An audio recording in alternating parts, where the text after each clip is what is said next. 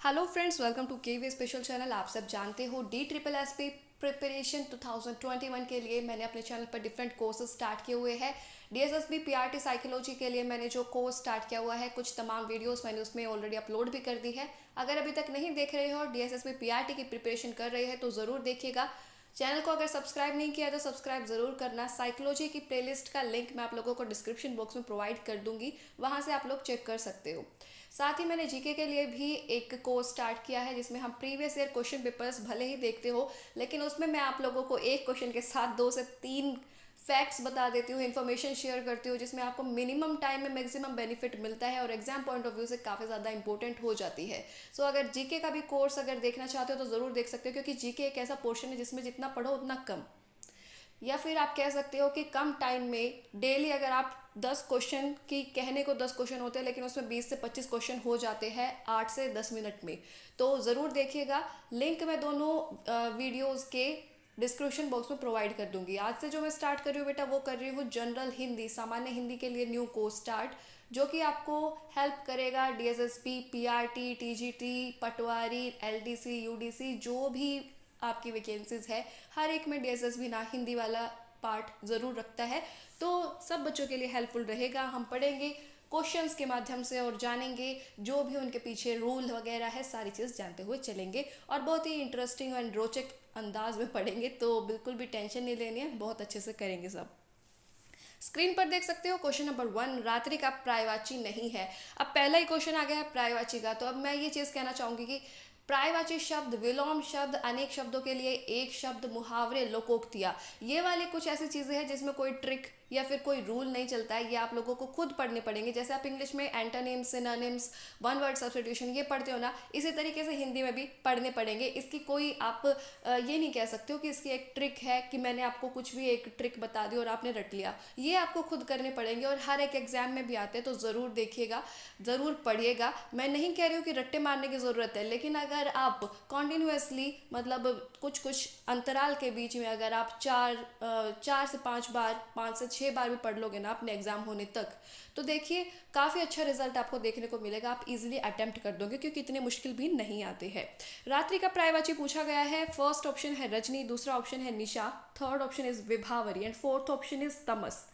Fourth option is तमस। तो बेटा जो रजनी है, निशा, विभावरी, ये सारे रात्रि के पर्यायवाची है। लेकिन अगर बात जब करूँ तमस की, तो तमस जो है ना, तमस का मतलब होता है अंधकार। तो अंधकार का पर्यायवाची है तमस। हो सकता है कल को आपको पूछ लिया जाए कि अंधकार के ही पर्यायवाची आ जाए और आपको उसमें से कुछ ढूंढना हो, इनमें से कौन सा नहीं है, इनमें से कौन सा है। तो यहाँ पर ये चीज़ याद रखिएगा कि अंधकार, अंधेरा, तमस, तमिस्त्र, तिमिर, तमिस्त्र, तिमिर, तमस, इस टाइप से त की जो वो साउंड बन रही है, याद रखिएगा। ये सारे अंधकार के ही पर्यायवाची शब्द है। मूव ऑन करते हैं नेक्स्ट क्वेश्चन पर। सो क्वेश्चन नंबर 2 स्क्रीन पर देख सकते हो। अनुस्वार के स्थान पर अणय का प्रयोग कौन से शब्द में हो सकता है? पूछा गया है, अणय का प्रयोग करना है, ठीक है। कौन से में हो सकता है? अनुस्वार क्या होता है? सबसे पहले तो ये देख लीजिए। अनुस्वार, ये जो आपकी बिंदु लगी हुई है ना, ये वाली होती है बेटा आपकी अनुस्वार। और अनुनासिक की बात करें तो आपका हो जाता है चंद्र बिंदु, ठीक है। कई बार यही भी पूछ लिया जाता है कि अनुस्वार का चिन्ह निम्नलिखित में से कौन सा है, और आपको ये इस तरीके से चिन्ह बना के दे देते हैं। और आपको वो भी, कई बच्चे जिनको पता नहीं होता, जिनका मतलब हिंदी जिन्होंने 10th तक पढ़ी है उसके बाद इतना ज़्यादा टच में नहीं रहे हैं, वो बच्चे गलत भी कराते हैं। तो अनुस्वार होता है ये जो आपका बिंदु होता है ये, और अनुनासिक होता है जो आपका चंद्र बिंदु होता है ये। जैसे जब आप चांद लिखते हो, ठीक है, तो उस पर चंद्र बिंदु लगा दिया, तो ये हो जाता है आपका अनुनासिक और ये हो जाता है आपका अनुस्वार। अब यहाँ पर पूछा गया है कि किस में अणय का प्रयोग किया जा सकता है अनुस्वार की जगह पर, मतलब कि बिंदी की जगह पर आप अणय शब्द, अणय जो आपका वर्ड है उसका अक्षर का प्रयोग किया जा सकता है। देखिए अब यहाँ पर ना कॉमन सेंस आ जाएगी। किस तरीके से? आप दिमाग लगाइए कि कंचा, कंचा में आप जब बोल रहे हो तो आप अणय लगा सकते हो? नहीं लगा सकते। कंधा जब बोल रहे हो लगा सकते हो? नहीं। कंथा में भी नहीं लगा सकते। लेकिन कुंठा, कुंठा जब आप बोल रहे हो तो बेटा कुंठा में आप लगा सकते हो जो ये आपका बिंदु है इसकी जगह पर अणय। तो ये हो जाएगा आपका राइट आंसर। कुंठा इज राइट हेयर। तो इस तरीके से, इस वजह से यहाँ पर हुआ है कुंठा उत्तर। मूव ऑन करते हैं नेक्स्ट क्वेश्चन पर, क्वेश्चन नंबर 3। सो स्क्रीन पर आप लोग देख रहे हो क्वेश्चन नंबर 3। पूछा गया है तत्सम शब्द कौन सा है। तत्सम शब्द बेसिकली होते हैं जो संस्कृत के बने हुए होते हैं, तद्भव जो होते हैं वो जो हिंदी के होते हैं, ठीक है। तो ये चीज़ है। और पूछा गया है तो कौन सा शब्द है, पहला ऑप्शन दिया है सफ़ेद, दूसरा दिया है आज्ञा, तीसरा दिया है रुख, चौथा दिया है नाक। अब यहाँ पर ना एक अच्छे से ट्रिक बताना चाहूँगी कि जो आप आगे भी पेपर दो ना उसमें भी हेल्प करेगी।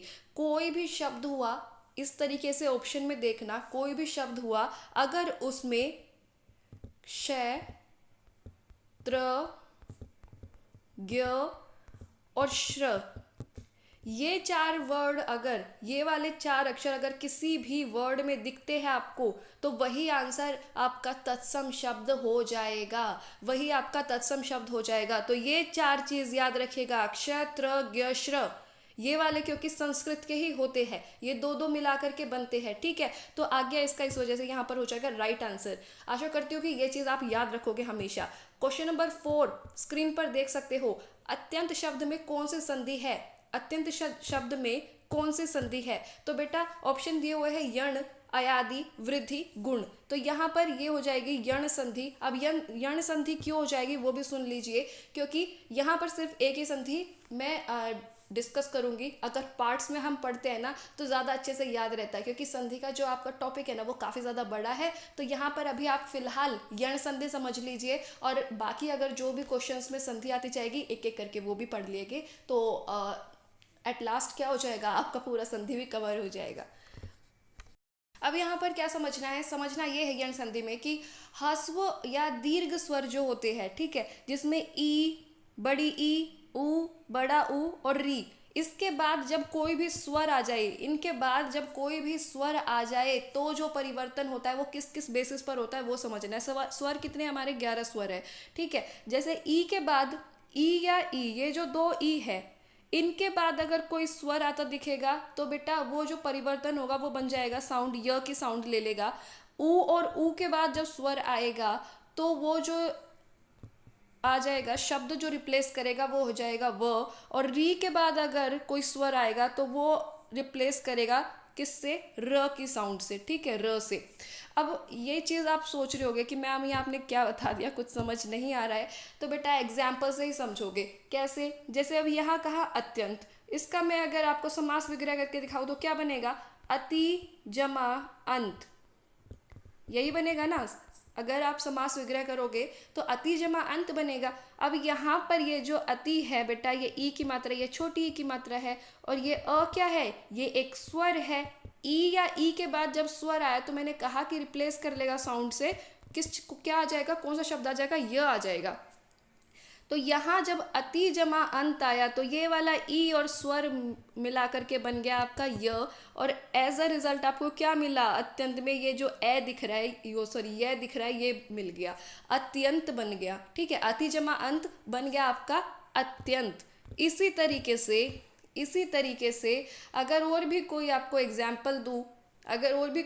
एग्जाम्पल दूँ, तो यहाँ पर आप इस तरीके से समझ सकते हो। जैसे मैं कहूँ, अक्सर पूछा जाता है सु जमा आगत, ठीक है, बहुत बार क्वेश्चन पेपर में आया हुआ है सु जमा आगत। अब यहाँ पर है आपका छोटा ऊ और इधर आ गया बेटा आपका स्वर, ठीक है। ये ऊ और जब स्वर आता है तो बन जाता है व, और एज अ रिजल्ट जब सु जमा आगत बनेगा तो आपका जो वर्ड बनेगा वो क्या बनेगा, व की साउंड आएगी उसमें, मतलब व जरूर आ जाएगा, तो क्या हो जाएगा, स्वागत। सु जमा आगत से बना आपका स्वागत। और ये भी है किसका उदाहरण, यन संधि का उदाहरण। इसी तरीके से एक री वाला और एग्जाम्पल दे देती हूँ, ठीक है, एक जिसमें री आता हो वो एग्जाम्पल और दे देती हूँ आपको। जैसे अब यहाँ पर आप समझ सकते हो किस वे में, जैसे मात्र, ये है मात्र जमा आज्ञा, ये है तो क्या बन जाएगा, मात्र जमा आज्ञा है तो बन जाएगा त्र से रिप्लेस कर लेगा, ये किससे रिप्लेस कर लेगा, त्र से, और वर्ड क्या बनेगा, मात्राज्ञा। क्या बनेगा, मात्राज्ञा। तो ये हो जाएगा आपके कुछ एग्जाम्पल्स यण संधि के। आशा करती हूँ आप लोगों को कुछ समझ आया होगा, और बाकी जब हम और एग्जाम्पल्स देखते जाएंगे ना तो हम और ज़्यादा सीखते जाएंगे। मूव ऑन करते हैं नेक्स्ट क्वेश्चन पर। क्वेश्चन है बेटा, मैं और मेरा भाई दोनों ही जा रहे हैं, वाक्य में कौन सा काल है? अब जो काल होते हैं वो 3 तरीके के होते हैं, भूत, भविष्य और वर्तमान। ठीक है, तो ऑप्शन दिया हुआ है पूर्ण भूत, भविष्य, अपूर्ण वर्तमान, आसन भूत। अब यहाँ पर एक चीज़ देखिए, जा रहे हैं की बात हो रही है, तो ये मतलब कि कौन सी चीज़ हो जाएगी? वर्तमान में तो ये हो रहा है, और अपूर्व वर्तमान, यहाँ पर ऑप्शन भी सिर्फ वर्तमान का एक ही दिया हुआ है, तो यही वाला आंसर आपका हो जाएगा। अपूर्व वर्तमान उन सिचुएशन में होता है जिसमें कार्य जो है बेटा वो वर्तमान काल में, प्रेजेंट में ही स्टार्ट हुआ है और अभी भी जारी है, और अभी भी जारी है। तो मैं और मेरा भाई दोनों ही जा रहे हैं, मतलब कि अभी जा रहे हैं वो, ये कार्य प्रेजेंट में ही स्टार्ट हुआ और अभी भी कंटिन्यू है, तो ये वाला हो जाएगा आपका अपूर्व वर्तमान काल। ठीक है, मूव ऑन करते हैं नेक्स्ट क्वेश्चन पर। आशा करती हूँ समझ आ रहा होगा, अगर फिर भी कोई डाउट हो रहा तो कमेंट बॉक्स में बिल्कुल पूछ सकते हो। नेक्स्ट आ जाता है क्वेश्चन नंबर 6। स्क्रीन पर देख रहे हो, कौन सा शब्द अशुद्ध है? कौन सा शब्द अशुद्ध है? शुद्ध अशुद्ध बिल्कुल पूछ ले जाते हैं DT+2 में। ठीक है, तो विदुषी सही लिखा हुआ है, बुद्धिमती सही लिखा हुआ है, अनावश्यक सही लिखा हुआ है, श्रीमती गलत है क्या?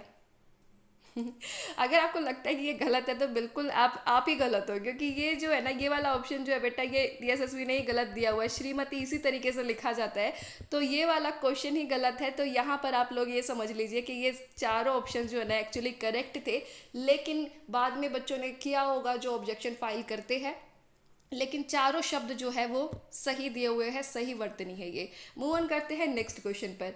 अब क्वेश्चन पूछा गया है, मौलिकता में मूल शब्द है। बेटा मूल शब्द क्या होता है? जो आपके रूट वर्ड्स होते हैं ना, वो होते हैं आपके मूल शब्द। तो मौलिकता यहाँ पर पूछा गया है, मौलिकता यहाँ पर पूछा गया है, तो बेटा मोल जो आपका मौलिक है, सपोज आपका मौलिक शब्द है, तो यहाँ पर आपका जो मूल और इक प्रत्यय जुड़कर ही तो बनाएगी, मूल जमा इक प्रत्यय बन जुड़कर ही तो मौलिक बना आपका शब्द, है ना। तो यहाँ पर जो रूट वर्ड हो जाएगा, मूल शब्द हो जाएगा, वो मूल ही होगा, ना कि मौलिक, ना कि मौलिक। तो मूल हो जाएगा आपका मूल शब्द। ये आपके कुछ ऑप्शंस दिए हुए हैं, यहाँ पर मूल हो जाएगा आपका शब्द।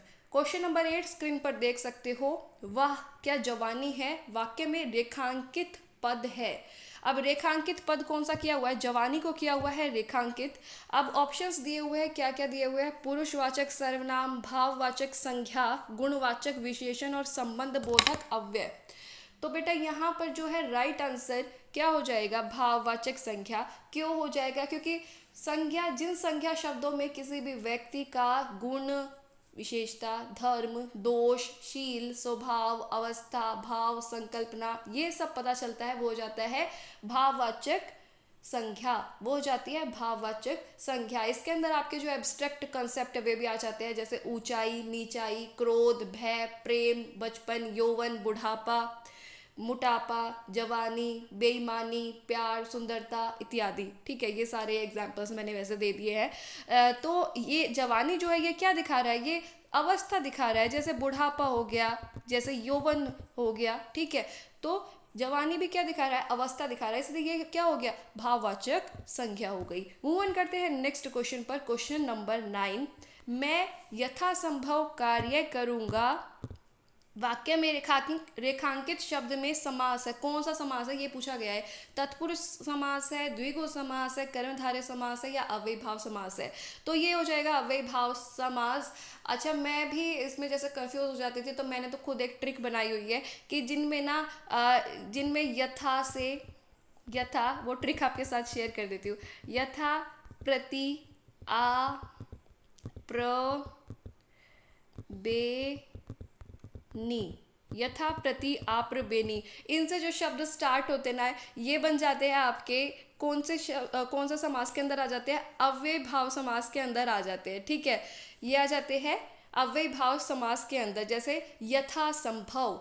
जैसे आपका हो जाएगा, एग्जाम्पल्स और देना चाहूँगी, जैसे और एग्जाम्पल की अगर बात करें तो जैसे हो जाए बेटा यथाशक्ति, यथासंभव की जगह यथाशक्ति हो जाता, आमरण हो गया, अनुरूप हो गया। ठीक है, यथाशीघ्र हो गया, प्रतिवर्ष, प्रत्यक्ष, गली गली, जो डबल डबल वाले होते हैं ना, जो डबल डबल वाले, जैसे दिनों दिन, फिर गली गली, द्वार द्वार, जो ये डबल डबल साउंड होते हैं, साफ साफ, रातों रात, तो ये भी किसके अंदर आ जाते हैं, ये भी अव्ययी भाव समास के अंदर ही आ जाते हैं। तो इस तरीके से आप याद रख सकते हो अव्ययी भाव समास। ठीक है, नेक्स्ट आ जाता है क्वेश्चन नंबर 10 इस वीडियो का लास्ट। मूर्ख लेकिन धनवान के लिए लोकोक्ति है। अब यहाँ पर पूछी गई है लोकोक्ति, और पहला ऑप्शन दिया हुआ है, कहाँ राजा भोज कहाँ गंगू तेली, अधजल गगरी छलकत जाए, आँख के अंधे गांठ के पूरे, और फिर दिया है आम के आम गुठलियों के दाम। तो सही लोकोक्ति मूर्ख लेकिन धनवान के लिए हो जाएंगे आंख के अंधे गांठ के पूरे। आप लोग अगर खुद भी कॉमन सेंस लगाएंगे ना, तब भी आप इस तक पहुंच सकते हो, आंख के अंदर गांठ के पूरे। ठीक है, तो ये हो जाएंगे मूर्ख लेकिन धनवान। वही अगर कहाँ राजा भोज कहाँ गंगू तेली, इसका अगर बताना चाहूँ तो जब दो पर्सन्स के बीच में, दो व्यक्तियों की स्थिति में बहुत ज़्यादा अंतर होता है, तब ये वाली जो इडियम है ये यूज़ करते हैं, कहाँ राजा भोज कहाँ गंगू तेली। और अधजल गगरी छलकत जाए वाला जो आपकी ये लोकोक्ति लिखी हुई है, बेसिकली ये वाली जो यूज़ करते हैं वो तब यूज़ करते हैं जब किसी के अंदर कम एबिलिटीज़ होती है, किसी के जो योग्यता है किसी की वो अधूरी या कम होती है, और वो बहुत ज़्यादा दिखावा करता है, बहुत ज़्यादा इतराता है, तब हो जाती है अधजल गगरी छलकत जाए। तो यहाँ पर राइट आंसर हो जाएगा बेटा ऑप्शन नंबर सी, आंख के अंधे गांठ के पूरे, मूर्ख लेकिन धनवान। तो आशा करती हूँ आप लोगों को ये समझ में आ गया होगा। अगर फिर भी कोई डाउट हो तो कमेंट सेक्शन में पूछ सकते हो, कोई सजेशन है ना, तो तब भी आप कमेंट बॉक्स में बिल्कुल दे सकते हो। वीडियो पसंद आए तो लाइक ज़रूर कीजिएगा, ज़्यादा ज़्यादा शेयर ज़रूर कीजिएगा, सब्सक्राइब नहीं किया तो सब्सक्राइब कर लीजिएगा, और सब्सक्राइब के साइड में बेल आइकन होगा उसको प्रेस जरूर करना, ताकि आपको नई वीडियोज़ के नोटिफिकेशन टाइम टू टाइम मिलती रहे। आपने वीडियो देखी उसके लिए thank you so much, and all the best for your future.